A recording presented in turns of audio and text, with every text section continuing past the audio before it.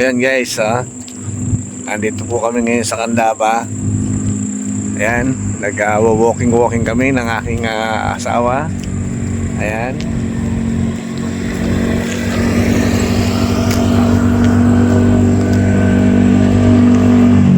Walking.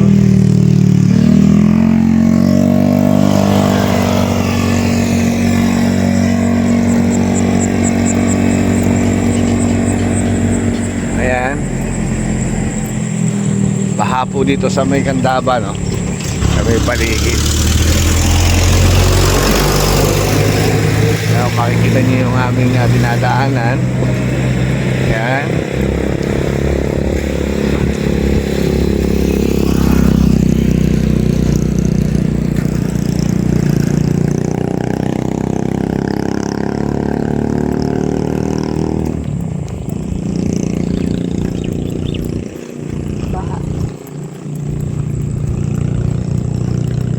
Tagay.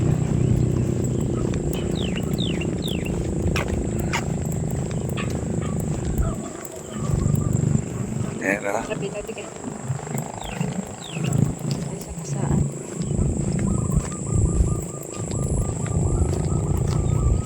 Papahamog po kami.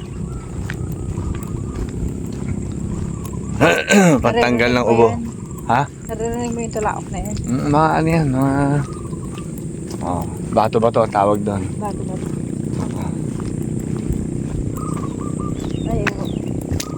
Ay, nandun ang sanay. Hanya yan sa taas.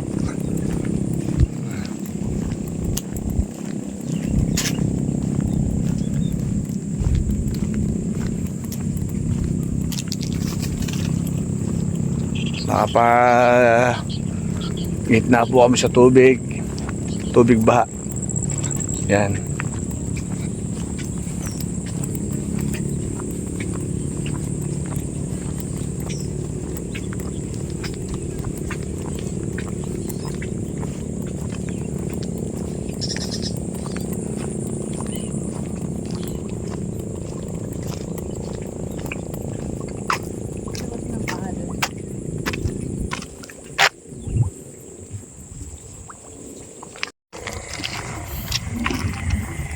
Ayan po.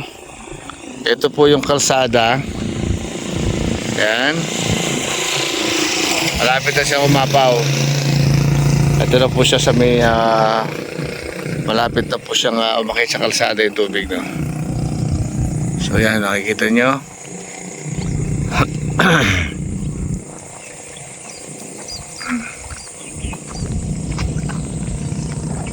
So yun po doon sa may bandang tulay na yon.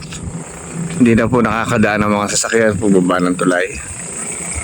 Yan, medyo malalim na po ang tubig doon. Yan.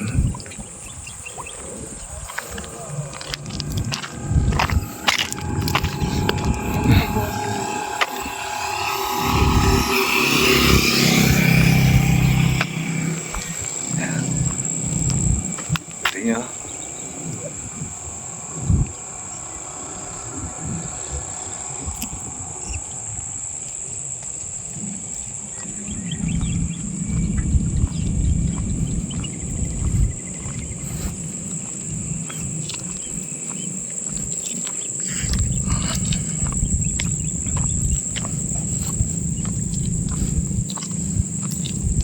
Tingnan niyo yung puno na to guys. Kita niyo.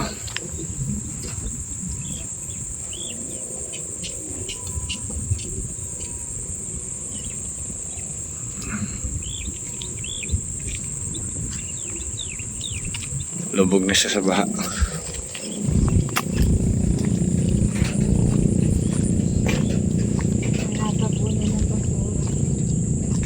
Parang may tao din. Wala, makalantog lang yung ano. May ahas na siguro dyan, no? Oo, meron.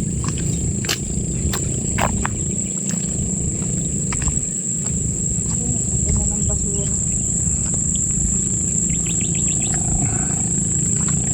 Kapuno na ng basura. Ah, nakakadaan pa dun. Kaya lang may tubig. Ano? Mm-hmm. Ayun. Ang lalaki ng ibon, no?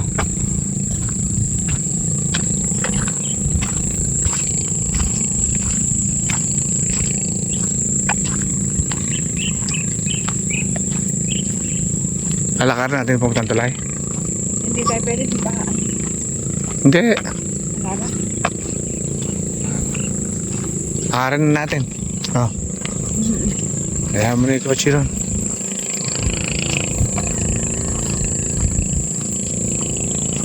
Tama-tama pagbag natin malata sa sikat ng araw. So yun guys, no? Siguro mga nasa alas 5 na yan, alas 6 ano? Alas 5. Oo.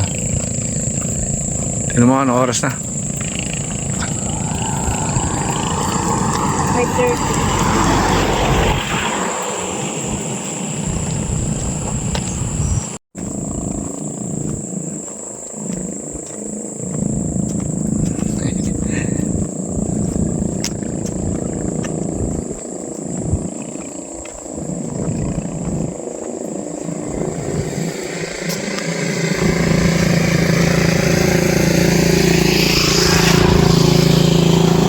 Yan, walking lang po kami ng aking suite. Ayan. Walking lang kami. Para matanggal lang yung aming mga ubo. Pag September na, basta yung August, September na yan. October. Ayan. Ubuhin na yung mga tao. Kailangan nating pahamog. Kailangan natin mag-relax.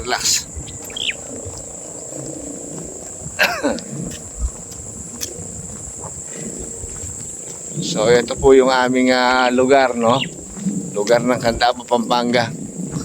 Talagang kami po ay bahay, no? Ayun ginagawang plan, ano mami? Bypass. Yan yung lugar na yan. Ayan. Ayan, nakita mo, bypass yan. Kita mo? Hindi na natuloy, oh. Paano matutuloy yan, eh? Gawa nung baha nga na yan. Oh. So, yan guys, no? Dahil napalayo na kami. Malapit na kami doon sa may tulay. Okay? Ayun na, oh. Papunta na kami sa may tulay.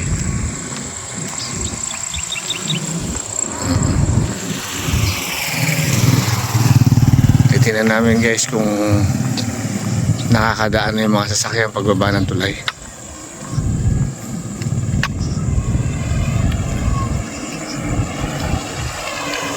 Nakakadaan na siguro mami, oh. No.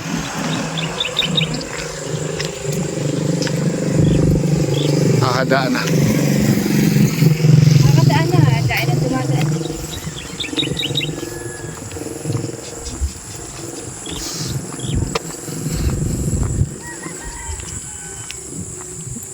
Yan po. Nagbubukang liwayway na.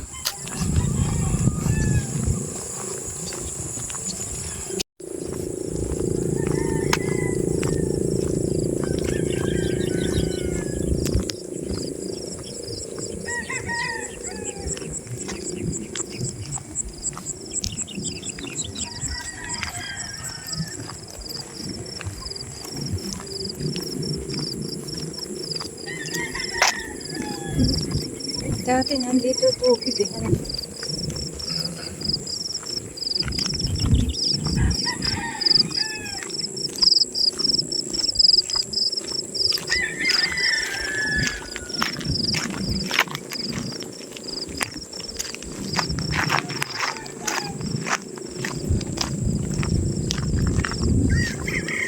Malayo na yung narating namin guys, no? Tignan nyo. Okay. Ayun. Ayun, doon kami galing sa may mga puno na yun. Okay.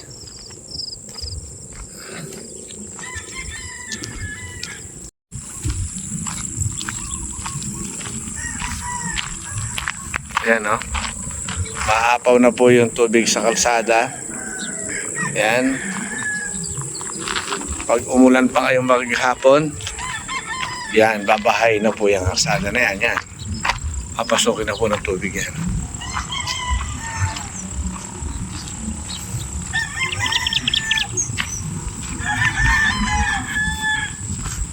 Ayun o, may mga manok dito.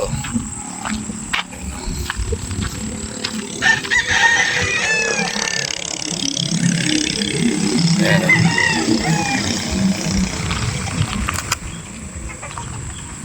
Sarap sa palukan.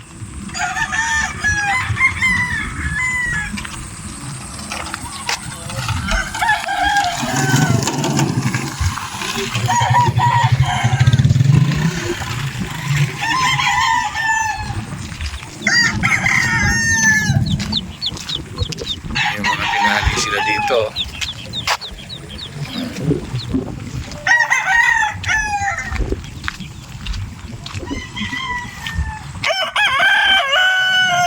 So ayan, pakit na po kami sa tulay. Tulay ng San Agustin, Candaba, Pampanga. Ayan. So ayan guys, oh.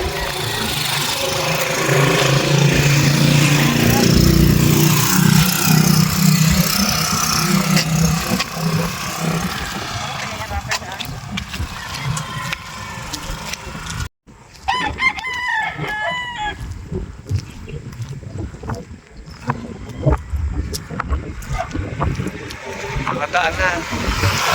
Dami. Nakadaan na pala. So, bumabaw, ano?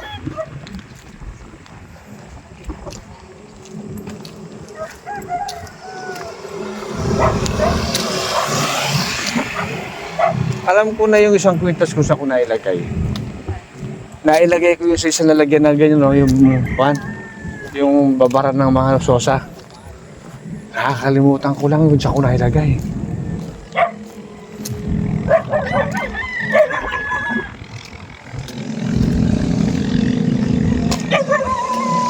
So yun guys, dito na kami sa tulay. Oh.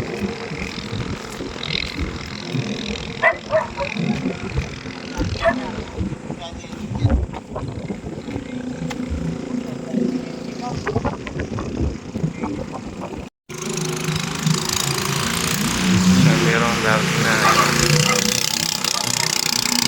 mga nangingisda.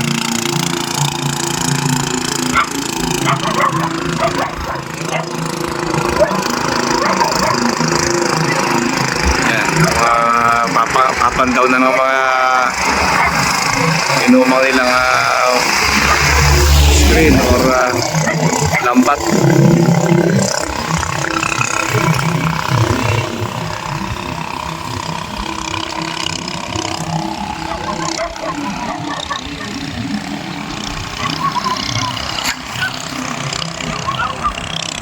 Doon tayo sa baba.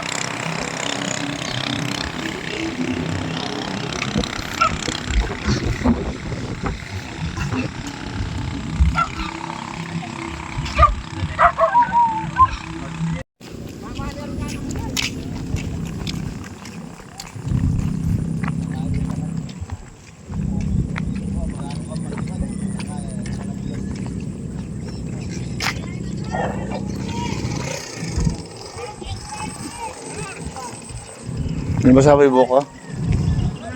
Ha? Basa ano? Ayos yan. Tingnan natin guys kung may mga nahuli silang isda. No? Ayan.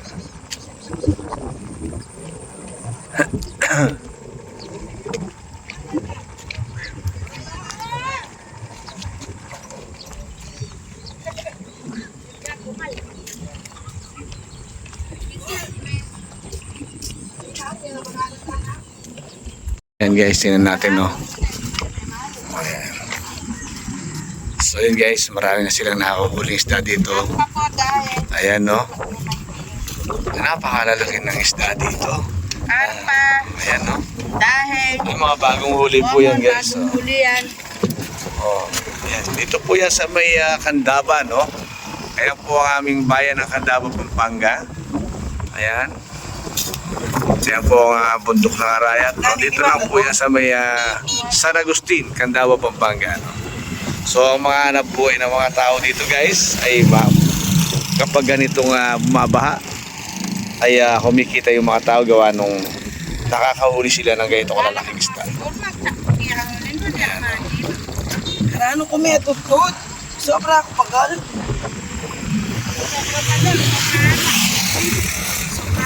Ay, sumaan niya ko talaga. Basta sobra ang pagkat sumakalo. Sumaan niya.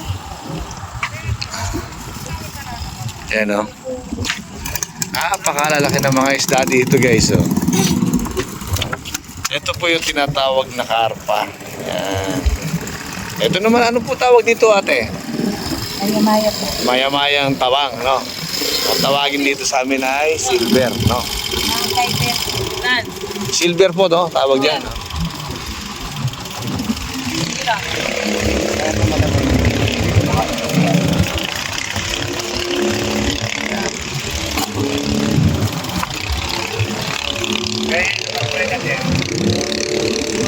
Ito lang po yan sa San Agustin, Gandawa, Pampanga. Pagka po ganyan natin, magkano po ang benta nyo sa ganyan? 80. Magkano po? 80 po dyan. 80 yan sa karpa. Oo. Ayan guys, 80 raw po sa karpa, no? Ito po, 3 kilo sandan. Ayan, 3 kilo sa ating maya-maya, 100 piso lang. Napakamura po guys ng mga isda dito sa Candaba. Kaya ano pang hinihintay nyo, pupunta na po kayo dito, tayuhin nyo na po itong aming bayan. No? Okay.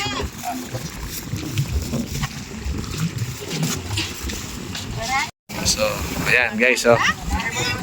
May mga dumating na bangka. Ayan, no?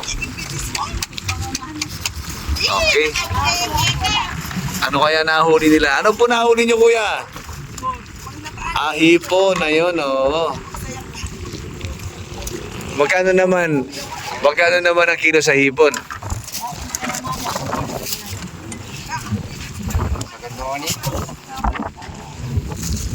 Magkano po benta nyo sa hipon? 600 po. 600, malalaki. Ayan. Apat na piraso ng 1 kilo. Ayun, yung masarap, no? Yung mga ganong kalalaki, no, ate? Okay. Yan. Maliliit. Pagka maliliit, magkano? 400 po. Isang timba ako yan. Ay, ayun may pamodel. Ay, ipapagatan ka. So, yun guys, oh. Galing na kami doon. Okay. Pauwi na kami at ay naulan. Ayan, malasang ulan doon, oh.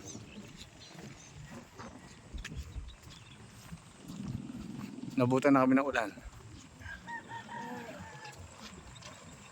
Napakasungit talaga ng panahon.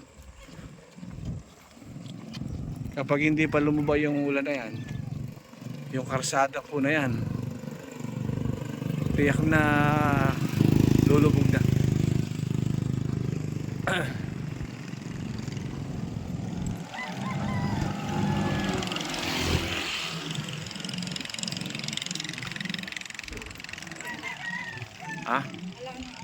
Wala na.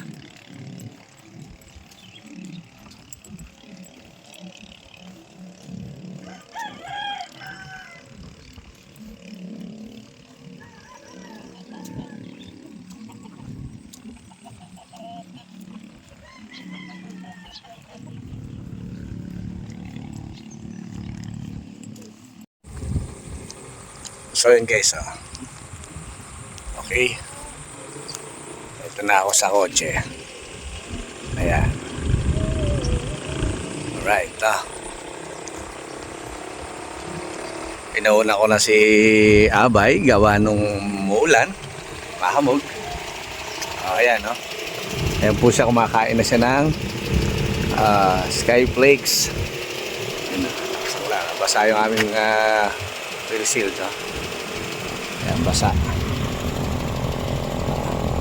Ulan. So yun guys. Okay. Hanggang dito na lang po guys ang aking video. Maraming salamat po. Kung nagustuhan nyo, don't forget to like and share and subscribe. Okay? Mabuhay po tayong lahat, no? Magandang buhay po sa ating lahat. Thank you for watching.